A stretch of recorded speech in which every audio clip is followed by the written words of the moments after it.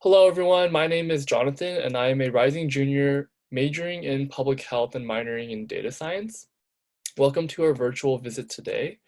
Before we get started, I just wanted to take a few moments to thank all of you for tuning into our virtual visit, especially because of everything currently going on in the world right now. We as a community want you to acknowledge that we do recognize and acknowledge the challenges and pains stemming from everything going on, and we do stand with you. I wanted to invite you to read our Chancellor's message about how we stand as a community at news.berkeley.edu to learn more. And once again, I'll link this at the end of our virtual visit today. Thank you for coming into our virtual visit today. For now, we'll get started with some housekeeping. So our virtual visit today is a 40-minute presentation. Feel free to utilize the Q&A function that you should see below on your screen. In addition, we'll ask several polls throughout the virtual visit so that way we can get to know you better. And if you do miss any information in this virtual visit, there is a recorded version with different campus ambassadors available on our website, just in case you do miss any information. This is a campus overview today, so our campus ambassadors will provide a student perspective. There will be no admissions or financial aid information, so if you do have any questions related to that, we can direct you to their websites or send you their emails or links. And lastly, after our 40-minute presentation, we are going to end with the live Q&A session, so we'll do our best to answer all of your questions. Thank you, and I'll hand it off to our campus ambassadors for the day. Good morning, everyone. My name is Bridget. I am a rising sophomore here at UC Berkeley. I use the pronouns she, her, and hers. I'm originally from Valley Center, California, which is in San Diego County. I am intended to double major in philosophy and rhetoric, and outside of working as a campus ambassador, I am an active member of the UC Rally Committee as well as a writer for the Bear Talk blog. Hey everyone, my name is Stacey. I use the she, her, hers pronoun series. I'm from Palos Verdes, California, which is a city in Los Angeles. I am currently a rising junior studying molecular environmental biology. I am also on the pre-med track. In terms of involvement, I'm very involved with a lot of dance organizations on campus. I'm a chem teacher scholar for the first introductory course of organic chemistry. I'm also in Greek life and MCBC CDNA, which is an organization that helps bio students around the campus. All right, once again, we want to welcome you all to UC Berkeley today. In just a few moments, you'll see a poll popping up asking you who exactly you are. We want to get to know you guys a little bit, see who's joining us today on the tour. As you can see on the screen in front of you, we have a few pictures just to welcome you guys. In the bottom right, you can see it says 150 years of light. Our school was established in 1868, so in 2018, we established 150 years of existence, which is pretty rad. And then if you look to the bottom left, you'll see something even cooler, 150W. This means we are celebrating 150 years of accepting women into our university. Berkeley is super awesome in that it only took us 2 years to start accepting women to join us to study here, and that's pretty awesome if you ask me. Really quickly to go over the agenda for our virtual tour today. As you can see here, we'll be starting with an overview of campus history, establishment, and also some culture, and then diving into academics. We'll cover the undergraduate colleges, the graduate schools, and also structure and design of classes. And then finally, we will be doing housing and dining, health and safety, student resources, student life, athletics, and some campus highlights. I can see that most of you guys are high school juniors, so welcome, and I hope that we can get you a little more interested in UC Berkeley today. Thanks, Bridget. So now on to history and establishment of UC Berkeley. So UC Berkeley was founded in 1868 when Abraham Lincoln signed the Morrill Land Grant Act, which basically gave us land in Berkeley as well as funding to become a University of California. We have a lot of names, as you can see. We are UC Berkeley, Cal, UCB, and a University of California. And a little fun fact, we actually have the name Cal because we were the first of the 9 undergraduate UC schools to be established. Go Bears! And so our mascot is the Golden Bears, which is after the state symbol. And our colors is the navy blue, which is the color of the slide, as well as gold, which is up on your top right of your corner. that is coloring the font of Berkeley, University of California. Great, and so the navy blue actually comes from our class of 1874 that wanted to pay tribute to the Yale alums that helped establish our school. And the gold is actually because of our state flower, the golden poppy. And now currently our campus size and climate, we have 31,348 undergraduates and 11,856 graduate students. Some of the pictures in front of you. Over on your left is a picture of Sather Gate, which is one of our iconic landmarks on campus. You really can't miss it. It marks the front entrance of the campus. And a lot of students, visitors, all like to go underneath it, take pictures, and walk to class. Right in front of you is our Sturdy the Bear statue. And Sturdy the Bear is actually one of our largest bear statues on campus. Over on your right to the top is our Memorial Glade Seal, which was designed by Tiffany and Company and donated in 1997 to honor the students, faculty, and staff who served in World War II. Out of respect of those lives, students do not step on it. However, a myth has come about as to why students don't step on it. And the myth goes that if you step on the seal, you will fail your midterm or final that semester.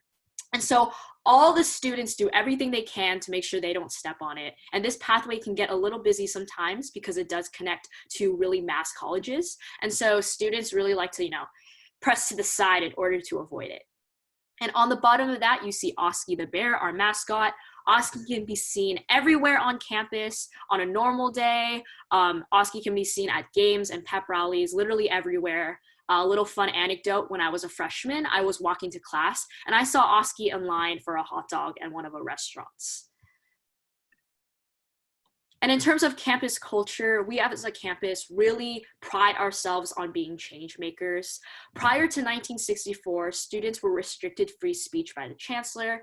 And in response, Mario Savio, a student at the time, led the free speech movements starting in October 1964. And basically, as you can see in this picture, led a series of protests to ensure that students were getting freedom of speech and the rights they deserved. And in January of 1965, the administration granted students free speech and basically allowed students to share their beliefs and values on campus.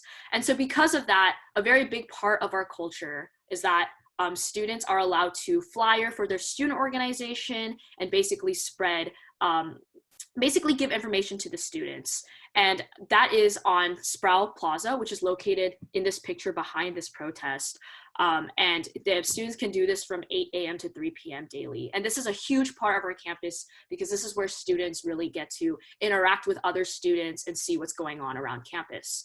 And so because of this free speech movement in the 1960s, our school became very leadership and challenging the status quo, as well as entrepreneurship, became a large part of the university life.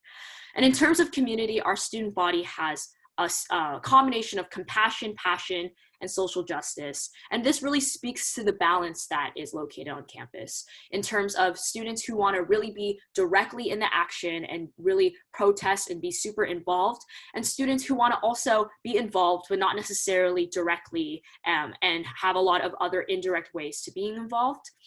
And what's great about this balance is that students who are directly involved are super respectful of other students who don't necessarily want to be in the action. And that kind of shows the compassion within our community. And because of this, our community is super diverse and we really pride ourselves in our excellence at UC Berkeley. Some more pictures over in front of you to your left is a protest at the top. At the bottom is our Cal cheer team as well as our Cal band doing a number, and this seems to be like a pep rally. So this is one of my favorite parts of being on campus, like walking on campus and seeing all this spirit and all this energy coming from our school teams. And over in front of you, we'll talk a little bit more about this later, but our research is top notch. It is pretty amazing. And as you can see, someone on the bottom is building a robot, which is really great.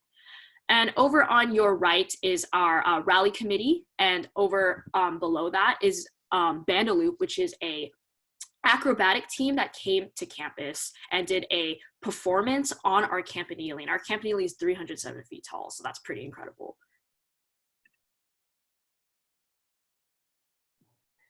All right, so diving on into academics, you can see here that UC Berkeley is comprised of 5 undergraduate colleges. A poll just popped up asking you guys what you are interested in as of now, but it's important to note that whatever you may or may not pick, you don't have to stick with all the way through. It is possible to transfer through the different colleges here. However, some can be more difficult than others. For example, transferring into, say, the College of Chemistry can be significantly more difficult than transferring into the College of Letters and Science. However, it is still totally possible, and we encourage you guys to do it whatever your heart desires. So diving into the colleges, we are going to start first with my home college, the College of Letters and Science. This is the biggest college on campus, comprised of about 3/4 of our undergraduate population here on campus. If you could switch the slide, Stacey, so they can see.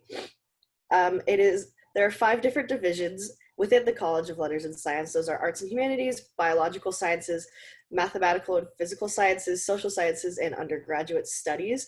I see here that we have a good range of interests joining us today. That's pretty awesome. And while there are only 5 divisions, there are 80+ majors scattered throughout. So this is a great place to be if you're not entirely sure what you want to do. The College of Letters and Science has something called breadth courses, which are different types of classes that you have to take in order to kind of broaden your understanding of what you're interested in, and also just learn a little bit extra what you might not have learned in your regular major courses. For example, I took a class called Earthquakes in Your Backyard, and I learned a lot about the local Hayward Fault and also how earthquakes work along with earthquake safety, and it's definitely one of the more interesting things that I've gotten to do.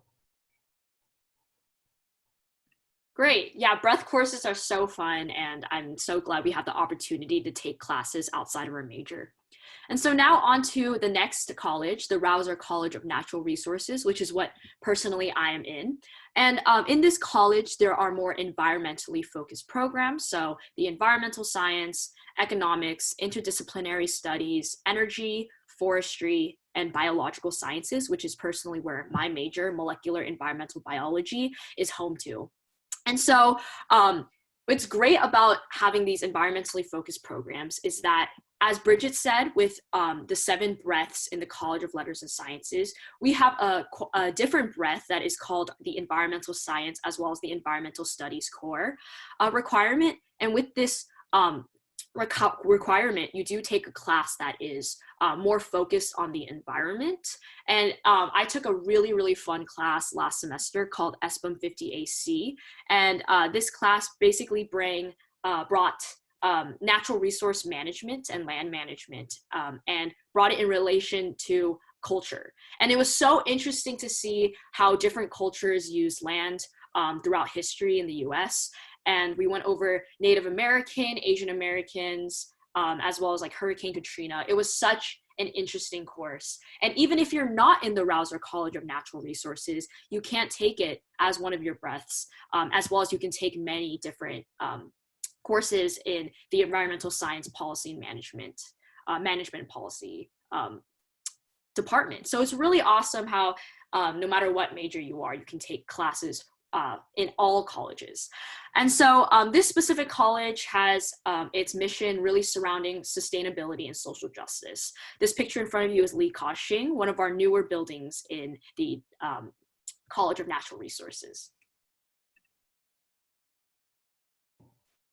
All right, up next we have our smallest college here on campus, which is the College of Environmental Design. It is comprised of only 3 departments: architecture, landscape architecture, and city and regional planning. And just like the College of Natural Resources, they are very environmentally and sustainably focused, which is super awesome. An interesting fact about the College of Environmental Design, you can see their home base pictured here. It's called Worcester Hall, and it is designed in a style called brutalism, which essentially means the building itself is stripped down to its bare bones. So just concrete and glass make up this interesting looking building. But why this is important is because you can see exactly how the building is made. Unlike the skyscrapers you'll see in Las Vegas or in San Francisco or New York, where they're all one big glass facade and it's kind of difficult to see how it's built, Worcester Hall is built in such a way that you can see each and every individual component, which is super awesome. And I think it speaks exactly to what the College of Environmental Design is all about.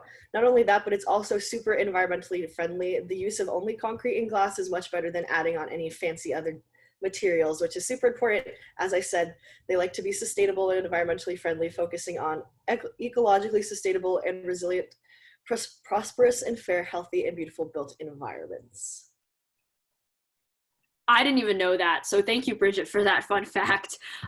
Next, we're on to our College of Chemistry, which is our second smallest college here at UC Berkeley, with only 1,000 students. Within this college, there's only 2 departments, chemistry and chemical biomolecular engineering.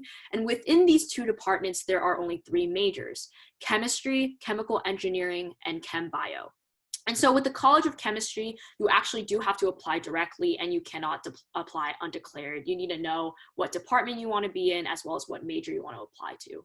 And the College of Chemistry is ranked #1 globally here. So that's absolutely incredible. Go Bears.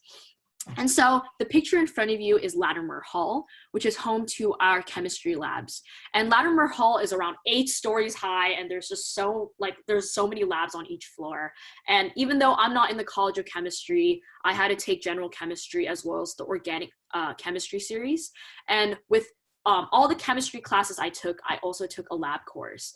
And lab courses are a great way to get hands-on experience and learn fundamental lab procedures. And so, you go to your lab, you wear your lab coat, you wear your lab goggles and your gloves, and you're like ready to go like a real scientist. And you're in a lab with around 20 students. And so with this small class size and with this really focused lab, you can prepare yourself for future research labs that you'll be in by knowing these basic fundamental lab procedures. And our last college here is the College of Engineering, also super prestigious and an amazing college. It is comprised of 7 departments, which are all individually ranked top 10 nationally, which is super cool. They are bioengineering, civil and environmental engineering, electrical engineering and computer science, which is a very popular one, industrial engineering and operations research, material sciences, mechanical sciences, and then nuclear engineering. So while there are 7 departments, which is more than the College of Chemistry, it is still a very competitive college, and it does have an undeclared major option when you first apply. However, using that makes your chances of getting in significantly more difficult than it would be to apply declared. So if you are interested in engineering, definitely make sure you apply to one of the specific majors that are listed. It's super important. And then another really cool thing about the College of Engineering is that we have our Management, Entrepreneurship, and Technology program, or the MET program, which is a dual major where students can work in both the Haas School of Business and in the College of Engineering to double major in both engineering and business. And it creates it's a wonderfully well-rounded major that's super interesting. And I could never do it because engineering is way too hard for me, but it's definitely a wonderful opportunity for anyone who can pass any type of science class. Great, and so those were our 5 undergraduate colleges. Now going into our graduate schools, we have first our Haas School of Business, which is our business school. And within this business school, although it is a graduate school, we do have our 2-year undergraduate program. And so students who are interested in majoring in business administration basically take prerequisite courses their freshman year and sophomore year. And halfway through their sophomore year, they'll then apply to this 2-year undergraduate program with the Haas School of Business to then finish their 2 years remaining to then get their business administration degree. And so with this undergraduate program, it's super prestigious and it's a super great way to basically feel that graduate school feeling and be with students who are also very passionate in business and really have that focused program and lens. And there's a lot of interweaving of the graduate school within this undergraduate program. So a lot of students do apply to that. We have our School of Education, our School of Information, Berkeley Law, Social Welfare, Optometry, Journalism, Public Health, and Public Policy. So many graduate schools there. And our School of Optometry, I like to say this little fun fact because I think it's so interesting. And I didn't know this actually until my second year. But the School of Optometry, it is a graduate school, but it's also an eye clinic. So students can go into the school and basically get their eyes checked up. And another little fun fact is, when you go to the eye doctor and you see that chart that goes from big E and it gets smaller and smaller and you're supposed to read the bottom line, that was actually discovered in the School of Optometry.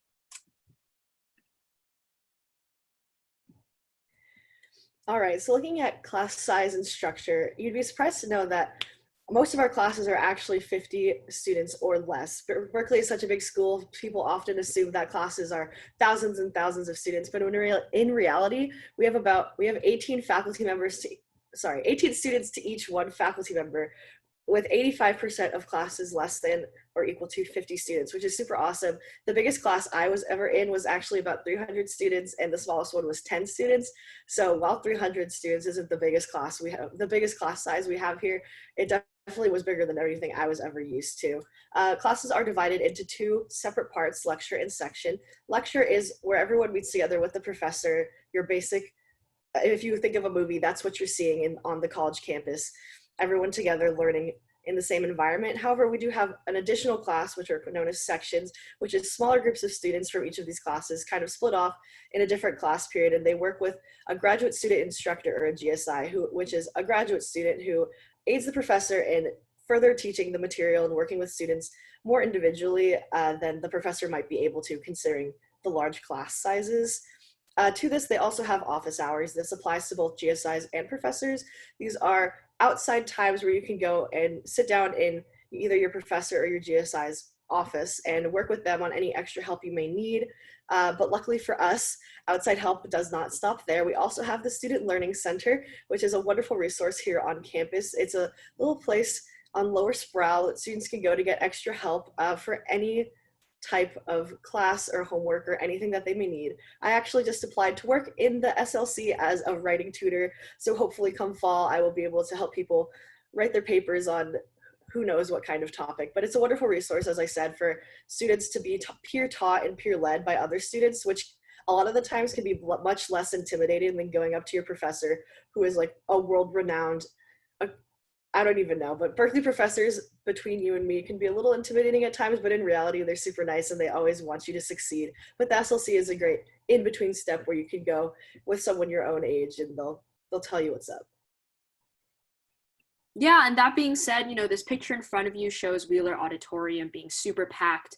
But in light of COVID-19, this will definitely not be the case, where students will be like jam-packed into this lecture hall. And so the university is taking steps to figure out exactly what we want to do for the fall, whether that be online or in smaller classes.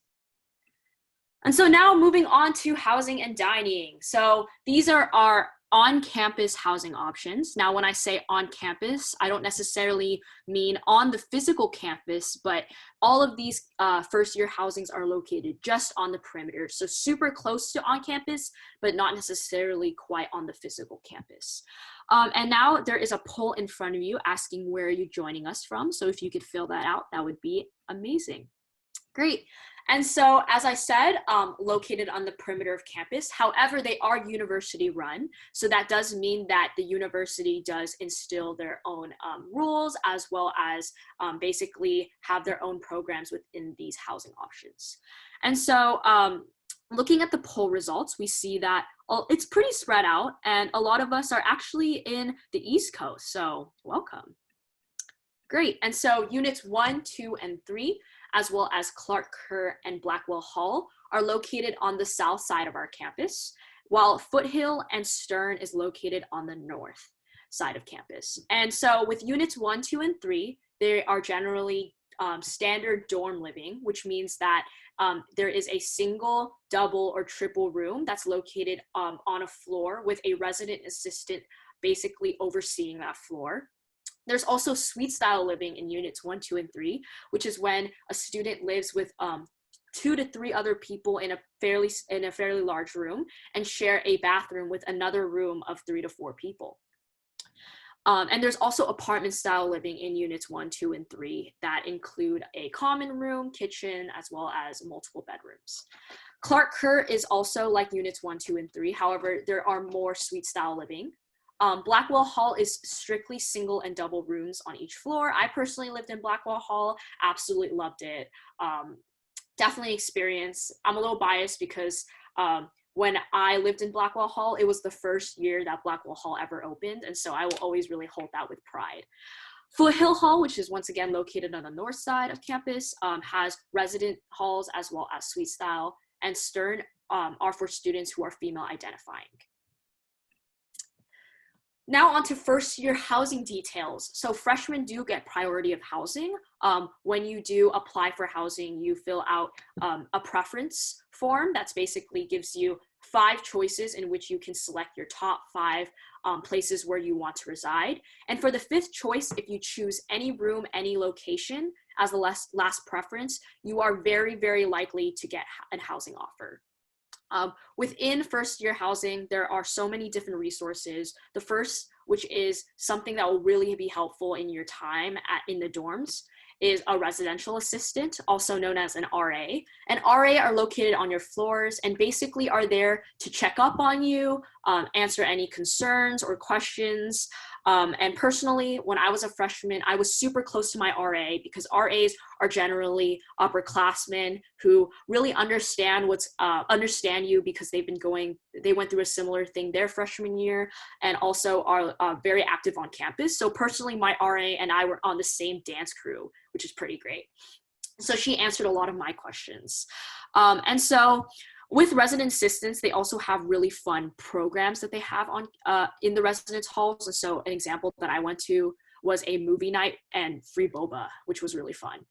Next, we have our theme programs. If you're a student who wants to live in a community you identify with, the theme programs are for you. We have 13 theme programs that are absolutely incredible, ranging from LGBTQT to an African American theme program to women in STEM. So there's so many different theme programs you can join. If you wanted more information on that, you could ask that as a question, or you can look up that online. And in terms of security, these residence halls are so secure. An example would be our 3-point security system, where students enter the dormitory and then there's a front desk where you have to check in your ID, as well as check in any guests you may have with you. Then in the elevator, you have to scan your ID again to go to the floor that you live on. And finally, when you go to your room, you do have to use a key to get into your room. So with these 3 points, it ensures that everyone in the residence hall either lives there or are guests to someone who lived there. And finally, common areas. I love the common areas in the dorms. Sometimes I have freshman friend who check me in just so I can go to the common area and watch some TV or chill. And my favorite thing in the common area is that there was a pool table my freshman year. And so my floor mates and we would have a weekly bracket where on the weekends we would have a tournament and play some pool to see who will be the victorious team that weekend. And with your housing offer, you also get a meal plan included. And so you can swipe your student ID to any of these dining halls. One is in this picture here, Crossroads Dining. And with this, you get access to a buffet where you can just get food for your meals. And now on to transfer and continuing student housing details. So you can actually live on campus after your freshman year. 98% of freshmen do live on campus. However, a good number also live on campus their following years. And you'll just fill out the standard housing application. Again, after I lived in Blackwell Hall, I applied for housing again, and I actually got the same exact room as I did my freshman year, which is pretty fun. And I have friends who lived on my floor who did live again on that same floor. There's also affiliated properties, which are owned by the university, which is Garden Village, Enclave, and these buildings are generally apartment style living. There is off-campus apartments, which are not university run, but owned by the city. And I just lived in an apartment my last year at Berkeley. And this is a really great way, you get to have the experience of, working with a landlord, as well as choosing who you really want to live with, as well as cooking, paying utilities, you get that experience of living in an apartment that's not run by the university. There's also co-op housing, which is where you work around the house, as well as, you work around the house to get a lower fee in terms of your housing. And this is a really popular option. Lots of students have a really tight-knit community in their co-op housing. And I know so many students who had such a great experience. And finally, we have Greek housing. 12% of our student body is in Greek life. And so that's a good number. It's not a lot of the university in total, but that is thousands and thousands of people. And it's a great way to just live with a lot of your friends in a house. And if you're not living on campus, you can actually purchase an additional meal plan for sure. And you can get swipes on your card, which then you can access any of the dining halls. All right, next we're going to cover some health and safety topics, which is something, of course, the university takes very seriously. Our main health service location here on campus is called the Tang Center, which is just a quick walk. I lived in Unit 3, which is down on the south side of campus, so it was very close to where I was, which I was very lucky for. The Tang Center has urgent care, primary care, counseling, and physical therapy, so it's a wonderful resource for students to use if they ever need any of those. Hopefully they never need to use that, but if the need comes up, of course, it's there for them to utilize.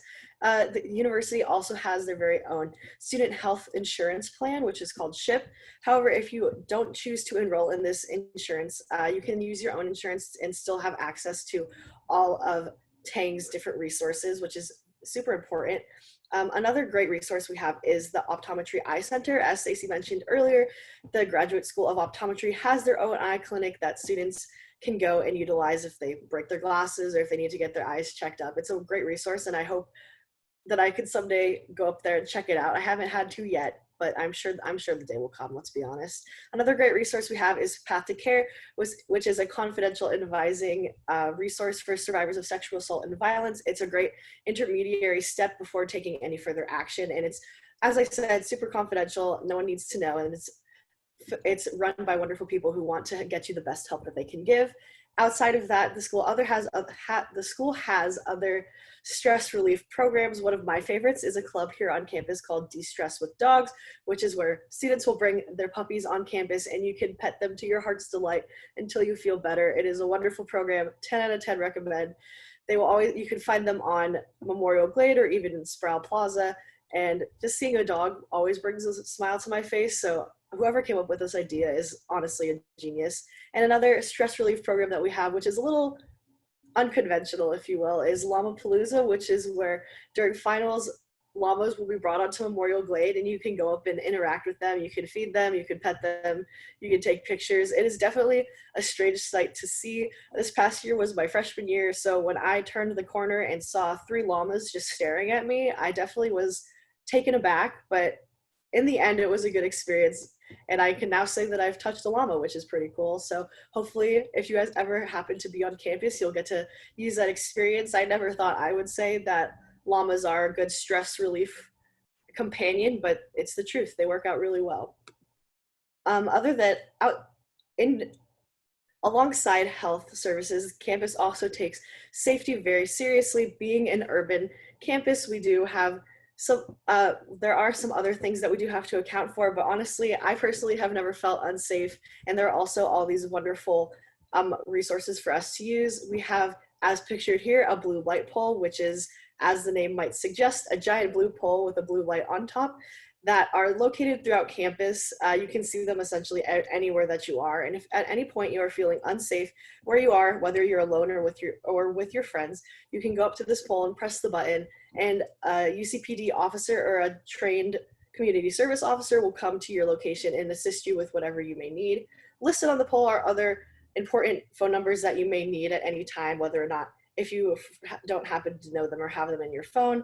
And other programs we have include, of course, the UCPD Police Department, Warn Me, which is a text and email system on your phones that keep you updated on what's happening in the area. The other day, I got a Warn Me text about a burst water pipe on campus somewhere. I don't remember where it was, but luckily I wasn't there, and I believe the area was, for the most part, deserted, so no one was injured, but it was good to know that something was happening and that if I happened to be walking over there, I would know to stay clear of the area. So it's definitely a helpful program, and all students are enrolled in it as they come into the university, so you'll always be up to date. And we also have, as Stacey mentioned, the 3-point security system in all the residence halls, which helped me feel super safe when I was in my dorm all the time. And then we do have some other programs that come out at night. We have the night safety shuttle if walking isn't your thing, which Trust me, I agree with you there. You can hop on the shuttle and it'll take you to wherever you need to go. And as it gets later into the night hours, we even have a door-to-door service, so you can get dropped off right in front of your dorm or your home or wherever you need to be if you're wandering the streets late at night.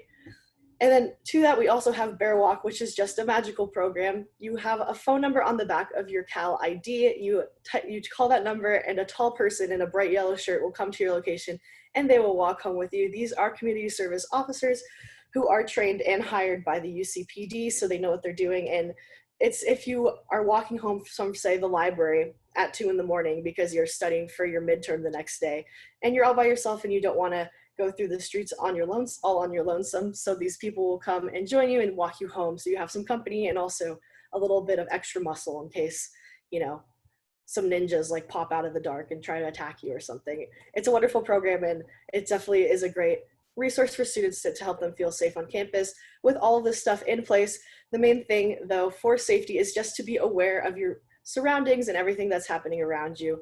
Nothing is, the way I feel most safe is just seeing what's happening around me and taking a mental note and knowing and just being calm, knowing what I need to do next. Thank you, Bridget. I believe safety is super important. I think you did a really great job on explaining the resources we have for safety, as well as how students can be safe on campus. That being said, I also believe that student development is a very, very important part of our campus. One thing that I really really appreciate, and I didn't realize until going to school, is how much student development and resources we have on campus.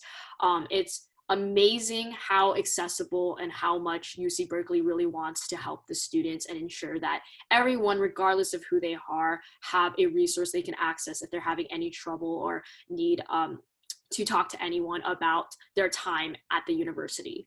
And so some of our resources include the Transfer Students Center, Disabled Students Program, Gender Equity Center, Multicultural Community Center, Student Development for Chicanx, Latinx, Asian Pacific American, African American, and Native American students, Cal Veteran Services, Undocumented Students Program, and many, many more. Now, I would like to go over all of these. However, I promise you that would take more than 24 hours just to show you how much resources there are in all of these different student development programs. And so, once again, if you do have any questions, don't hesitate to ask us or look up online if you want to look at a very specific resource that the campus has. While UC Berkeley is very academically focused, and oftentimes that is the stereotype that we are associated with, there is so much to do beyond academics, starting with the 1,200 plus clubs that we have here on campus. They range from academic clubs to purely fun clubs. As I mentioned way at the beginning of this presentation, I'm a member of the UC Rally Committee, which is a spirit group here on campus. We go to different sporting events and also different spirit events here on campus to spread Cal spirit and honestly just have a great time. It's the highlight of my college experience, if you will, and it's a wonderful club, and I'm so happy to be a part of it. But you could join a club for anything. I promise you, whatever's coming to mind, there's definitely a club out there. And if there happens to not be a club for you, you can just make your own. We are always expanding and welcoming in new clubs and seeing what everyone likes, seeing what everyone is about, and it's super awesome. At the beginning of the year, we have something called Calapalooza, which is where all the clubs and Greek life and everything that students can get involved in, they all gather in one place, and students can walk around and kind of see what's offered, see what they want to do, what they have access to, all that fun stuff. It's definitely an overwhelming club fair, but it's super awesome and a really fun experience. I got a free t-shirt, which is, always the best. Other than outside of clubs, we also have volunteering and jobs on campus. So as for jobs, what Stacey and I are doing now is actually our job. We are campus ambassadors. We work for Visitor and Parent Services. Just a quick plug there. It is possibly the best job that you could have ever. We give tours. We also work in the campanile and just help visitors feel more at home and hopefully convince you guys to enroll, if not apply to at UC Berkeley. We also have study abroad, which is a very fun program here on campus. I have a lot of friends who either have studied abroad, are planning to, or unfortunately their program was canceled, but they're going to hop right back on that plane as soon as they have the option to. And then also for more free time activities that you can do here on campus, there are concerts and workshops, the sporting events that I mentioned. There are museums on and around campus, and you can also go hiking. Berkeley is, as I said, in an urban area, but we have a very unique opportunity to be surrounded by nature. Even on campus, sometimes it feels like I'm in the middle of like a magical forest, which is definitely a weird change to like walk through, but it's also super cool and a great resource for students. Sometimes the hustle and bustle of city life can be a little overwhelming, and it's a great escape to just retreat into nature. One of the best hikes on campus is to hike up to the Big C, which is one of our symbols here on campus. It is a big block, yellow sea, up on the eastern hills here in Berkeley. And it's a little bit of a hard hike, but it's a great workout. And the view is amazing, unbeatable, in my opinion. So if you ever get the chance to do that, I highly recommend. Awesome. So now we're on to our athletics. We have 3 levels of competition. Our first being Division 1, which is for students who want to professionally pursue their sport. We have club, which is a little less competitive than Division 1, and you actually are in a team with UC Berkeley and you compete locally and regionally. And then we have our intramural / recreational level, which is for students who don't necessarily want to be super competitive with the sport, but they actually can create their own team in UC Berkeley and compete against other UC Berkeley created teams. And that's just a great way to have a lot of fun with a specific sport. And once again, if you're just starting out or you just want to, pick up like volleyball, you can definitely join an intramural or recreational level team. We have our California Memorial Stadium, which is home to our football team. It has the Simpson High Performance Center, which is a gym that's specifically for professional athletes, as well as an athletic study center. We have our Haas Pavilion, which is a very big hub for all our sports, including our basketball team. And we have our recreational sports facility, also known as RSF, which is actually the picture on your top right. And it is a gym that's accessible to all students. I personally really like working out, and I was very in awe because I came from a very small town. I was very in awe when I walked into RSF for the first time and saw literally more treadmills than my graduating class. Crazy times. And in terms of Olympic medals, UC Berkeley alums have won 207 Olympic medals in total, which is absolutely phenomenal.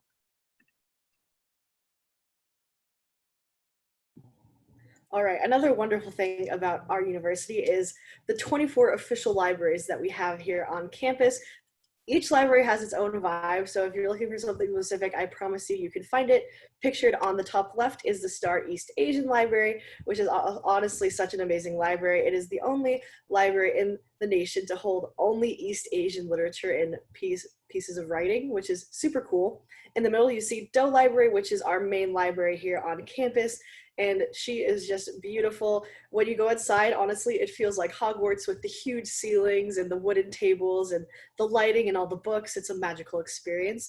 On the top right, you can see Moffitt Undergraduate Library, which is a 24/6 workspace here on campus. So you can be in there all through the night. This is honestly the main reason we have Bear Walk, is because students will enter at 3 in the afternoon and leave at 3 in the morning, which is it's like a time warp in there. It's kind of crazy. And then down on the middle, we have the music library, Hargrove Music Library. And what's actually really interesting about this library, which I always like to point out, is that the bottom 2 floors are mapped after the city of Berkeley. So each bookcase actually aligns with one of the blocks of our surrounding city. And then the top floor, the 3rd floor, is the same layout as our campus. So each bookcase will align with one of our buildings here on campus, which I just think is super awesome. And it's not related to music in any way, but I think it's a cool fact. Between all of our libraries, we have over 13 million volumes, the majority of those volumes being in our Gardner Main Stacks library, which is actually a library underground. It is 3 stories tall and like a football field and a half long. It's a crazy place to be. Honestly, it scares me a little bit. It reminds me of like the catacombs, but most students really enjoy working down there. It is an insane study environment, super quiet. You can hear a pen drop, but that's not for everyone. My personal favorite library is the Morrison Philosophy Library. Of course, I have to give that library a shout out. It is a small little library tucked away with huge windows, and you can always hear some type of instrument being practiced somewhere on campus, which is super awesome.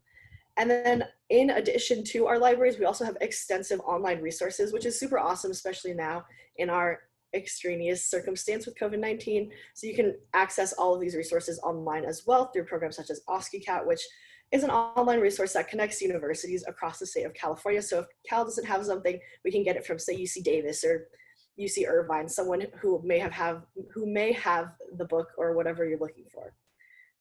To this, we also have a lot of really awesome research opportunities, the main program being called Undergraduate Research Apprentice Program, or URAP. Students can get involved in research as soon or as late as they want, and URAP is a great way to do that. You can find what research there is available and also what you may be qualified for and what you want to learn about, all that fun stuff. And then alongside that, there is also department-specific opportunities. So if you're looking something specifically to align with your major, this is another great way to do that. While these are the only 2 we have listed here, there are also several other wonderful resources which can be found online at vcresearch.berkeley.edu. So if you're interested in research, that's definitely a great resource to check out and kind of learn more about. Thanks, Bridget. I actually really do miss Moffett Library, and I thought I would never say that, so great. So now for some campus highlights. We have a lot of nature. Bridget already talked about this already a little bit, but we have from fire trails to the Strawberry Creek that runs throughout the campus, to all the hills on campus that I definitely know when I'm walking on campus, to all the trees and wildlife. UC Berkeley is a place that's very magical because it can so well balance the academic buildings with amazing nature and amazing, it makes me feel really grateful that I'm in a place like UC Berkeley where it's, the Bay is just right next to you, while, you're next to also Oakland and Berkeley. And it's just a great fusion of urban, but also like I get to lay down on grass and reflect on my experiences and my identity like underneath a tree at UC Berkeley. So it's really amazing how the school balances the 2. And with that being said, we're now going to move on to our question and answer. Hello, I'm back. Thank you for your virtual visit, Stacey and Bridget. We'll now move into our live Q&A question. So our first question is for Bridget. What was your freshman experience like? Yeah, okay, wonderful question. I could definitely speak to this considering I just finished my freshman year, like a month ago.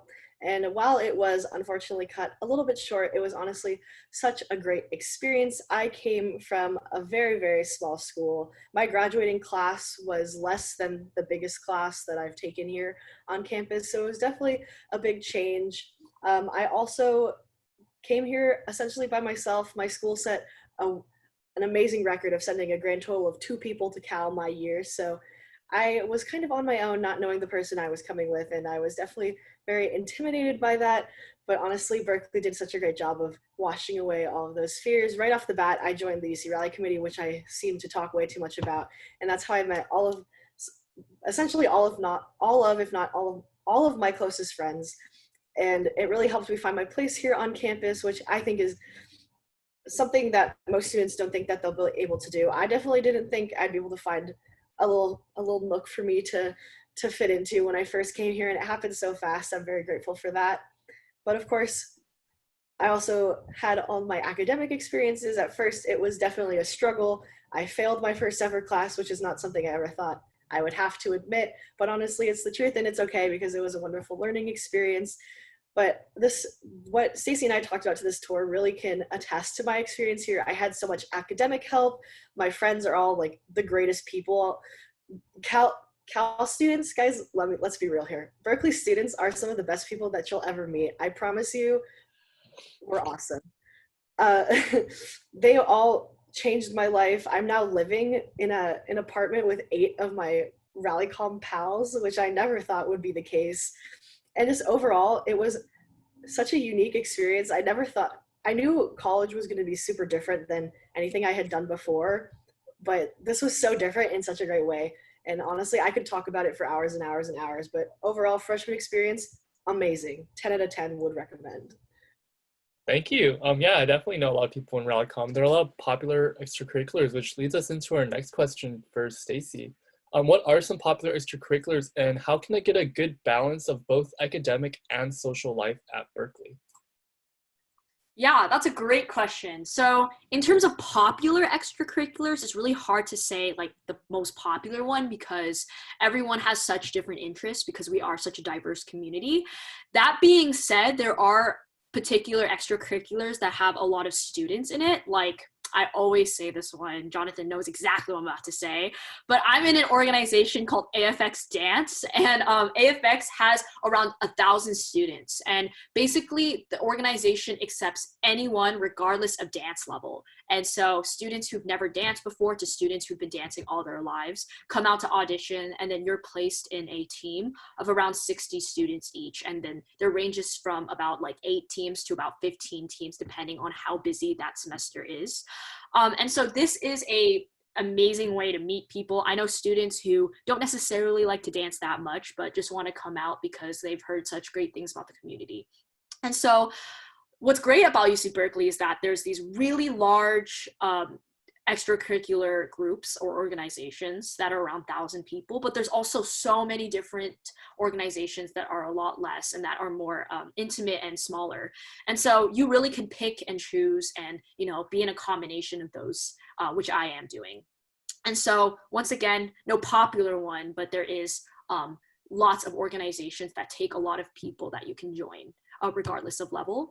And in terms of balancing social and academic, I would say I had a really big trouble with this because in high school I did so much. I was like recently reflecting on my high school experience, and I did so much. And so when I came to college, I was like, okay, I'm ready to do everything because I love to, like, you know, just try everything I can do. And so I would say what really got me into my groove is finding out when I was productive and practicing time management, which can really which you can ask a lot of upperclassmen help for. For example, my friend who was a senior at the time, like I was talking to him about how I was having trouble concentrating, and he was like, why don't you try studying in the morning, which is something you never really get to do in high school. And so I shifted my entire schedule. Basically, I did my homework in the early morning, and then I did my classes and then my extracurriculars, and I found out that that was the best way for me to balance both my academics and social life. And so time management is a really big part of it, but it's something that really just takes practice and time to learn your time management. So don't worry if you don't initially get that. You will get it after you practice and figure it out on your own. Yeah, thank you. I definitely agree. I'm more productive in the morning also. So definitely good on that. One of our next questions is for Bridget. What has your experience been like learning over Zoom, and how would you describe learning virtually? All right, so my Zoom experience, I would say is kind of what most students kind of experience, where at first it was a little bizarre and definitely strange, not ideal, but honestly it turned out pretty fine. It was definitely it was a weird transition in the middle of the semester. My sister is on the quarter system, and so she got a spring break in between normal classes and Zoom classes, which she definitely holds over my head all the time because it was so much easier for her. But honestly, Berkeley did a really fantastic job of helping students transition into the virtual learning environment. I found that essentially it was all my resources were available to me. I had office hours, my professors and my GSIs were all very accommodating, and I got to stay in my pajamas, which was like super awesome. But overall, while it was a really weird thing to kind of adjust to, it turned out pretty well. I'm lucky in that most of my grades actually improved virtually, which is something that I wasn't expecting, but I think it's more about kind of accepting the situation that you're in rather than like accommodating for it. So at first I definitely wanted to just like throw my computer across the room and give up, and why should I even be in college? Let's just drop out. There's no point anymore. But I quickly realized that I was very clearly overreacting, and it wasn't too awful. We have most of my classes, being a philosophy student, most of my classes are on the smaller side. So for all my classes, we were all required to have our cameras on so we could always see each other. And it was just like one big group FaceTime, which was kind of fun at times. It definitely changed up the way that I was used to my classes and the way that I was used to learning, having never taken an online class before. But it turned out well. And I think anyone can thrive in a virtual environment. It's like I said, it's all based on your mindset and if you're willing to accept it rather than just like kind of go with the flow. Thank you. And that brings us to our last question for today, which is for the both of you. What is your Berkeley story? Feel free to take on this question first, anyone. Yeah, I can go first. So as you could tell from my little RSF spiel about the treadmills, I graduated from a class of 60 students, so very, very, very small. And so when I was applying to college, I actually was applying to a lot of smaller schools in the East Coast, but there was something like in my heart that was like, you need to stay in California. It's such a great state. I'm like, you're right. Like the weather, just like I personally really like am close to my family. So like I want, stay close in proximity to them. And so I decided to apply to the UCs. I didn't have the privilege of going to all the schools actually I didn't go to like a single school I really applied to, and I did it solely based on mission statement. And so UC Berkeley had a website that really like got my attention, and so I decided to apply to UC Berkeley. And then I actually got back my admissions before I was able to visit the schools. And I got to go to UC Berkeley on a day called Cal Day, which is usually in April. It's an event that's where the school opens up their campus to everyone. It's a very large celebration of UC Berkeley. There are tents everywhere just like waiting for you so that they can give you information. There's like 6 Oskies running around. Like all the students are in blue and gold, and it's such a like iconic day. And so I got to go during Cal Day, and I fell in love with the spirit of the school. Since my school was so small, there was not a lot of school spirit. We didn't even have a full football team. So for me to go to this school that was so bopping and so like ready to like share their school spirit, I just like, that day I decided, I think this is definitely the community I want to be a part of. And, that day some college student asked me to take a picture of them, and I felt like I was a college student that day. And I was like, oh my gosh, like this is it. I feel like a college student, like I'm going to do this. And so I, decided to go to UC Berkeley. And I do admit that the orientation and the orientation week was very overwhelming for me because I came from such a small community. But I actually decided to audition for AFX Dance. And I, like the team that I was put on, the 60 students, became my family. And so I like to say this anecdote because the beauty of UC Berkeley is that you meet people every single day, new people every single day in your classes that sometimes have 400 students. You meet so many amazing, diverse, there's just such a big group of people and students you meet every day. And then you can also return to the family you call home. And so with that, it's like you can make a big school feel small. And it's just incredible. And I still meet new people every day, and I still meet people that I really vibe with. And so that's why I love this school, and that's why I continue to share my love for this school to everyone. Thank you. And Bridget, thank you for that heartfelt story. And Bridget? Yeah, so when I first came to UC Berkeley, first of all, I applied because my teacher said you would be so stupid not to apply to UC Berkeley. So shout out to him for encouraging me in the nicest way possible to apply to this great university. When I first came, I was not lucky enough to visit campus beforehand or go to Cal Day. I always had something happening, or I just also really hate traveling, so I never really made the time to come visit. And when I first came, I was really suffering from like imposter syndrome, which a lot of UC Berkeley students tend to struggle with. I did not think I belonged here. I was like, oh, I'm not good enough for Berkeley. These people are too cool for me. What am I doing here? And that definitely stayed with me for a little while. There was like 2 or 3 weeks when I was just kind of like hiding off by myself. I wouldn't hang out with my roommates. I wouldn't like go check out the cool welcome events that were happening. And I just kind of wallowed in my self-pity until one day in my European civilization class, we were writing our first paper, and my GSI was like, hey, freshman, if this is your first college paper, make sure you come and talk to me so I can like show you the ropes and all that stuff. And I considered myself to be a good writer, but I was very nervous. So I went to talk to him, and essentially he was like, yeah, you'll be lucky if you get like a C or a B, but like that's a wonderful first start. Most freshmen like tend to be there, et cetera, et cetera. Long story short, I got an A+ on that paper, and it totally like flipped around my whole view of everything that I was expecting to do so bad. Like all these horrible thoughts were going through my head, but I was like, you know what? Maybe I do belong here. Maybe I did deserve to get in, which is honestly the truth. If you get into Berkeley, you deserve to be there. There's a reason the school accepted you. And then ever since then, Go Bears leaves my mouth at least once a day. And I'm so proud to be here. I'm so excited to be here. And it's just a wonderful place. And I hope that you guys can all see from Stacey and from Jonathan and from that this is just a wonderful, wonderful place. And I wouldn't want to be anywhere different. Thank you. And that ends our live Q&A session of our virtual visit today. Thank you to both Stacey and Bridget for the presentation and live Q&A. Now, feel free to contact us or follow us on social media at Visit UC Berkeley on both Instagram and Twitter. In addition, if we did not get to any of your questions or you have any additional ones, feel free to email tour@berkeley.edu, where one of us, a campus ambassador, will also answer your question through email. In addition, if you'd like to keep in touch, some of our campus ambassadors actually blog about their daily lives and their Cal experiences on our Bear Talk blog at beartalk.berkeley.edu. So it's like another cool way to gain a perspective into like what Cal students are like.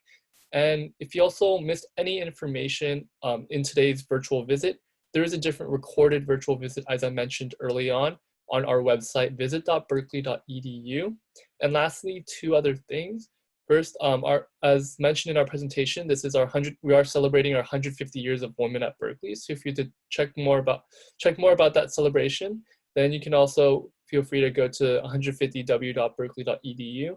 And lastly, please, I would invite you to read our chancellor's message about standing together in today's time at news.berkeley.edu. And with that, we can end our presentation with a Go Bears on 3. 1, 2, 3. Go Bears! Bears! Thank you.